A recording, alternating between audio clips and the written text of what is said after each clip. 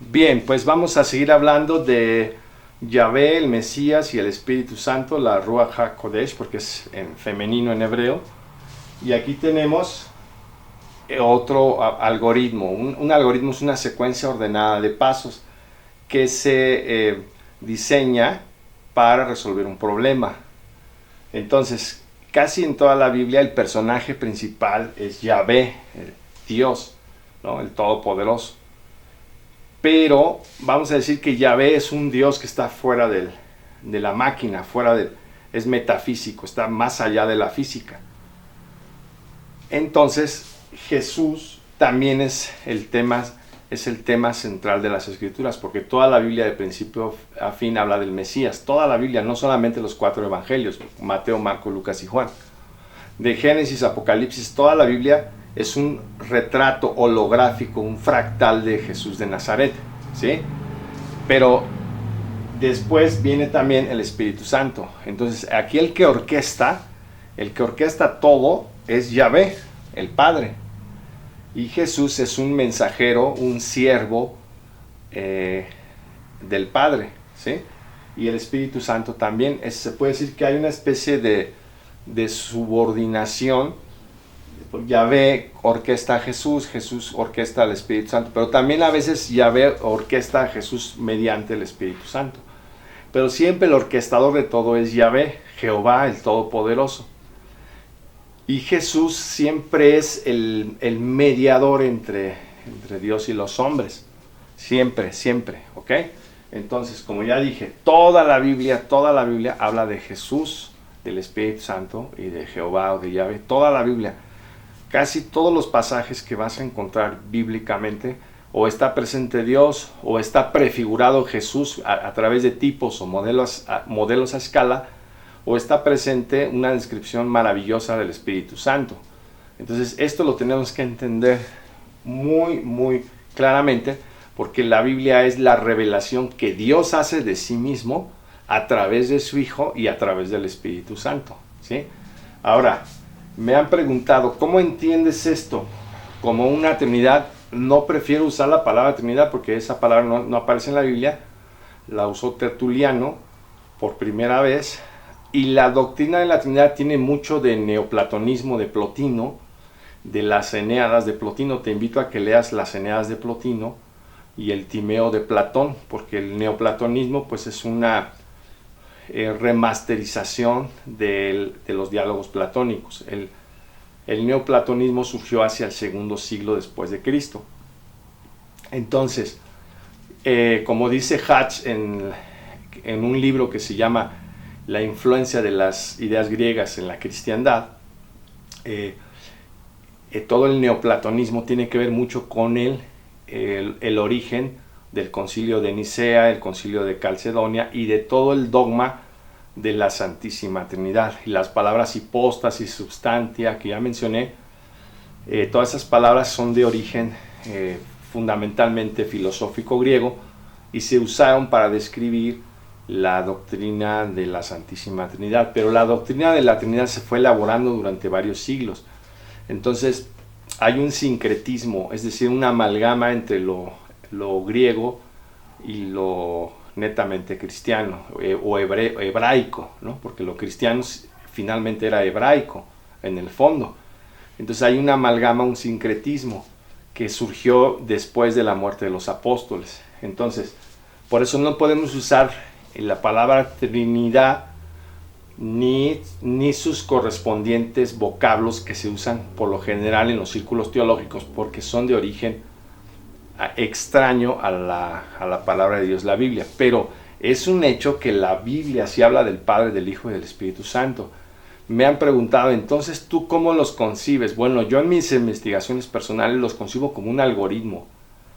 Quizás se oiga, no sé, simplista o materialista esto, o incluso hasta blasfemo, pero realmente en el fondo es un algoritmo. Y no tiene por qué ser realmente en ningún caso ni en ningún sentido blasfemo. ¿Por qué afirmo que es un algoritmo? Te voy a poner un ejemplo. En una célula eucariota, ¿sí? Es decir, una célula que tiene núcleo, ¿qué sucede ahí? Bueno, pues ahí están los cromosomas. Ahí está el ADN empaquetado en los cromosomas, ¿no? Entonces, llega el ARN mensajero, toma la información del codón de la cadena de la doble hélice del ADN, se sale del núcleo celular y va y le da al ARN de transferencia la información, y el ARN de transferencia, mediante enzimas, lo pasa al ribosoma para que se sinteticen o produzcan proteínas. Entonces ahí hay un algoritmo de flujo de información. El ADN, en este caso de la célula eucariota, no funciona si no hay ARN mensajero que lleve el mensaje. Y el ARN mensajero no funciona a menos que no haya ARN de transferencia que transcriba el mensaje para que se convierta en proteínas. Entonces te voy a poner ese mismo isomorfismo ejemplo. Imagínate que el padre es el ADN, es la fórmula maestra, ¿ok? El hijo es el ARN mensajero que va y toma el mensaje del padre y lo transmite al Espíritu Santo, que es el ARN de transferencia. Y el ARN de transferencia, el Espíritu Santo, va a producir en el ribosoma las proteínas necesarias para construir la célula, en este caso los seres humanos que van a formar parte de esa nueva creación que explica la Biblia, esa nueva creación en Cristo, esos regenerados por el Espíritu Santo. Entonces, si observas, es una economía, es un algoritmo, ¿sí? Y en lo más profundo de las descripciones que Dios hace de sí mismo en la Biblia, es mediante algoritmos. Eso después lo vamos a ir analizando. La Biblia está llena de algoritmos. Entonces aquí el padre es la información maestra, como el ADN. El hijo es el que toma esa información, es el mensajero, es el ARN mensajero, y el Espíritu Santo sería el ARN de transferencia. Así es como yo lo concibo. Si es una trinidad ontológica, eso habría que analizarlo desde diferentes ángulos, porque es un tema complejo y profundo, pero sea como fuere, sea que creas o no en la Trinidad, es el Padre, el Hijo y el Espíritu Santo, y funcionan de una manera muy análoga como funcionan el ADN, el ARN de transferencia y el ARN mensajero. ¿Ok? Bien. Este cardenal católico, que se llama Gerhard Ludwig Müller, que todavía está, me parece, en el Vaticano como cardenal, escribió este libro que es muy, muy grueso y algo denso, un libro muy bien documentado, donde habla precisamente de la Trinidad económica y la Trinidad ontológica, ¿sí? La Biblia no hace en esas distinciones ni con esos términos. Solamente estoy poniendo un ejemplo, pero no solamente voy a citar a teólogos católicos, voy a citar a teólogos de la Iglesia Ortodoxa rusa, de la Iglesia Ortodoxa griega, del protestantismo y de muchas otras confesiones de fe. Entonces, aquí él explica que la Trinidad económica está involucrada en el plan de salvación y en el plan de revelación, ¿sí? Bien. Ahora vamos a hablar de la inclusio del libro de Apocalipsis para que tengamos una idea de cómo es la inclusio de toda la Biblia. Fíjate que el libro de Apocalipsis, el último libro de la Biblia, comienza con una inclusio donde se anuncian el Padre, el Hijo y el Espíritu Santo, y termina donde se despiden el Padre, el Hijo y el Espíritu Santo. ¿Lo quieres ver directamente en la Biblia? Aquí está, mira. Apocalipsis 1, 4 al 6, Reina Valera de 1960, que dice así: Juan, a las 7 congregaciones que están en Asia, gracia y paz a vosotros del que es, que era y que ha de venir, y de los 7 espíritus que están delante de su trono. El que es, que era y que ha de venir es Jehová o Yahvé.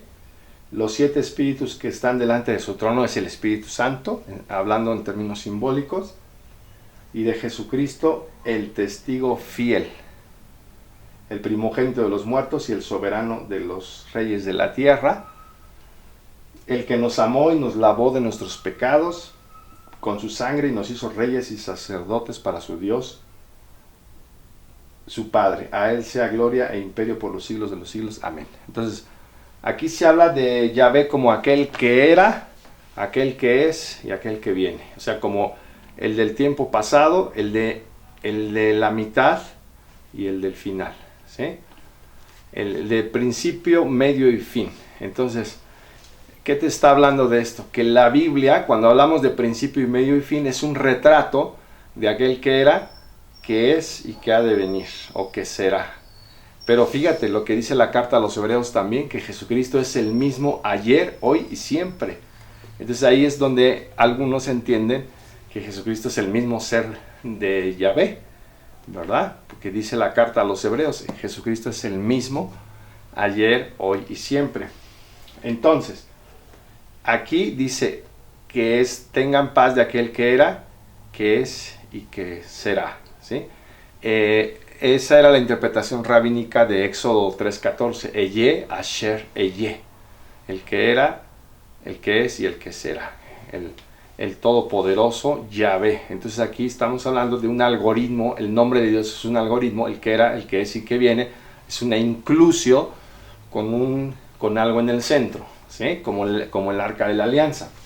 De los 7 espíritus de Dios que están delante del trono, acuérdate que el 7 en la Biblia representa el número de perfección, como las 7 gotas que derramaba el sumo sacerdote o que salpicaba en el propiciatorio del arca de la alianza. Y de Jesucristo el testigo fiel. ¿Ok? Ahí está el saludo.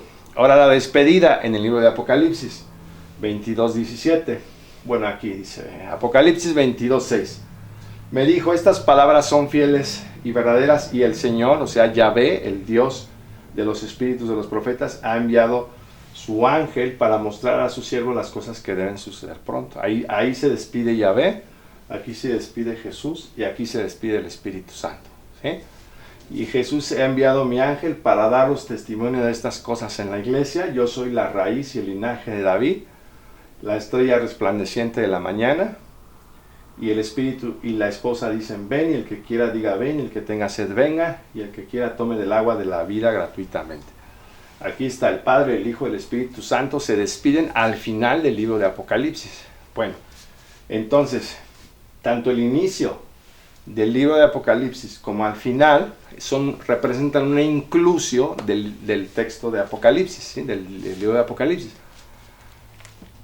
Entonces aquí ya empieza a tener sentido el rompecabezas bíblico, porque volvamos a leer Génesis 1 al 5, ¿sí? Génesis capítulo 1, versículos 1 al 5, dice de la siguiente manera: en el principio creó Dios los cielos y la tierra estaba desordenada y vacía, y las tinieblas estaban sobre la faz del abismo, y el Espíritu de Dios se movía sobre la faz de las aguas. Ahí ya mencionó a Dios y al Espíritu de Dios, el Elohim y al Espíritu de Dios. Y dijo Dios, sea la luz, y fue la luz, y vio Dios que la luz era buena, y separó Dios la luz de las tinieblas, y llamó Dios a la luz día, y a las tinieblas llamó noche, y fue la tarde y mañana un día primero. Y toda la tabla de los días creativos de Génesis capítulo 1 explica, y Dios dijo, y se hizo, y Dios dijo esto y se hizo. La palabra de Dios también estuvo involucrada. Entonces recordemos lo que dijo el Salmo, que Yahvé creó todas las cosas por medio de su palabra y por el aliento de su boca. Entonces ahí tenemos otra vez esa inclusión del Padre, del Hijo y del Espíritu Santo, ¿sí? Ahora, te voy a explicar cómo define la Wikipedia la expresión inclusio. La Wikipedia dice en inglés, esto lo traduje del inglés: en los estudios bíblicos, la inclusio es una figura retórica basada en un principio concéntrico. ¿Sí? Que también es conocido como horquillado o estructura envolvente, y que consiste en crear una enmarcación literaria colocando material idéntico al principio y al final de una sección, sea que este material consista en una palabra o en una frase completa. La inclusio se encuentra en varias fuentes, tanto antiguas como modernas. El propósito de este recurso literario es ante todo estructural, y sirve para alertar al lector sobre un tema particularmente importante o para mostrar cómo el material colocado dentro de la inclusio se relaciona con esta misma.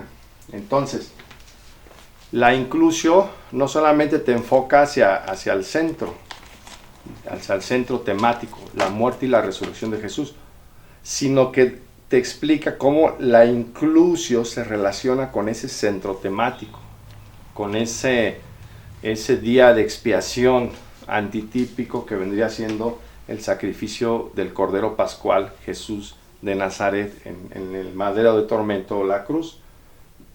¿Ok? Entonces la inclusio es esa envoltura y es estructural, es una manifestación literaria estructural. ¿Ok? Es un recurso literario y retórico estructural. Entonces aquí entramos al campo del estructuralismo lingüístico y entramos al campo del estructuralismo literario, y de eso hay toda una tradición de teoría literaria. ¿Ok? Bien. Pues vamos a ver cuál es el objetivo de esta inclusio, de estos corchetes, de este paréntesis. El objetivo de la inclusio en las escrituras no solamente es presentar la apertura y el cierre de una creación literaria, de una perícopa, de un pasaje, incluso de un libro bíblico completo, sino también encapsular y proteger su contenido. Todo aquel material que sea ajeno o espurio a ese constructo literario simplemente es excluido, por lo que sirve también como exclusio, es decir, el material canónico lo incluye mientras el no canónico lo excluye. Por lo tanto, cuando pensamos en la inclusio, pensamos en un sujetalibros. Este es un sujetalibros. ¿Sí? Aquí puedes ver que aquí están los libros y este es el sujetalibros, los caballos. Entonces aquí está la inclusio, los caballitos vendrían siendo la inclusio, y aquí ya está el tema de la Biblia, el tema que la Biblia quiere que nos enfoquemos. Y es que de las dos inclusio, como ya dije en prospectiva o en retrospectiva, todos los relatos te conducen a la muerte y resurrección de Jesús. Así, estructuralmente hablando, ¿sí? Y también teológicamente hablando y también espiritualmente hablando. Bien, entonces es un sujetalibros que incluye a los libros que están resguardando y excluye a cualquier otro libro. Entonces estos caballitos incluyen y a la vez excluyen otros libros que no son parte, en este caso, del canon bíblico. ¿Ok? Entonces, bueno, en resumen, la inclusio se asemeja a las tapas de un libro, como puedes ver aquí. Las tapas de un libro vendrían siendo la inclusio, como ya lo he mencionado. ¿Sí? También se asemeja al marco de una pintura, de un retrato, inclusive. ¿Sí? Lo enmarca, lo acota, lo define, lo delimita. La inclusio también se asemeja al tema inicial y final de una melodía. Ya ves que algunas melodías inician con un tema melódico y terminan con el mismo tema. Es exactamente lo mismo en la ontología o estructura de la música. Además, la inclusio también se asemeja a la corteza de un árbol. Aquí puedes ver toda la corteza es la inclusio. Los anillos restantes vendrían siendo la pulpa del tronco, y el corazón que se encuentra en el centro, ese vendría siendo la muerte y la resurrección de Jesús. Y entonces aquí ya tienes incluso la Biblia completa, ya estás armando el rompecabezas. Mira, aquí está la inclusio, ¿sí? Aquí está un paréntesis, ¿ok? Y ahí está su inicio y fin, ¿no? El alfa y el omega. Y luego aquí está un proceso degenerativo, uno regenerativo, las 12 tribus de Israel, los 12 apóstolos de Jesús, y en el centro está la pasión, muerte, resurrección y ascensión de Cristo. Espero que, perdón por dar de la espalda, espero que se haya escuchado. Lo voy a repetir por si no se escuchó bien. La corteza vendría siendo los nuevos cielos, los cielos y la tierra, los nuevos cielos y la nueva tierra, la creación, la nueva creación, el paraíso perdido, el paraíso restaurado. Eso sería la corteza. El manto o la pulpa vendrían siendo un proceso degenerativo y las 12 tribus de Israel. Y también vendrían siendo un proceso regenerativo y los 12 apóstoles de Jesús. Y el núcleo pues es precisamente la actividad redentora del Mesías, su muerte y resurrección. ¿Ok? Entonces ya estamos empezando a armar el rompecabezas bíblico. Aquí tenemos una célula. La célula también tiene 3 partes constitutivas básicas, que son su membrana, su citoplasma y su núcleo. ¿Okay? Entonces este sería su inclusio, este sería su pulpa y este sería el hueso del aguacate o el núcleo o el corazón del tronco del árbol. Aquí está la muerte y la resurrección de Cristo, las 12 tribus de Israel, los 12 apóstoles, y luego aquí viene la creación y la nueva creación. Fíjate con qué sencillez se va armando el rompecabezas bíblico cuando ya lo comprendemos. ¿Ok? Y percibe los isomorfismos o analogías o parecidos que tiene con las estructuras del universo. ¿Ok? La inclusio también se asemeja a las manos y los pies del cuerpo humano. Ahí tienes manos y pies, porque las manos son con lo que inicia el cuerpo humano y los pies son con lo que termina, o al revés. Y ambas tienen 5 dedos, ambas tienen una actitud curva, como la bóveda plantar o los arcos del pie, y ambas tienen un talón. En la mano tiene un talón, los pies también tienen un talón. La muñeca se asemejaría en este caso al tobillo del pie, la articulación tibio-peroneo-astragalina. Entonces ese es otro ejemplo de inclusio. La inclusio también se asemeja a la cáscara de una fruta, a la cáscara del aguacate, a la corteza del árbol, a la membrana celular, como ya mencioné. ¿Ok? Y también se asemeja a el orbital externo de un electrón.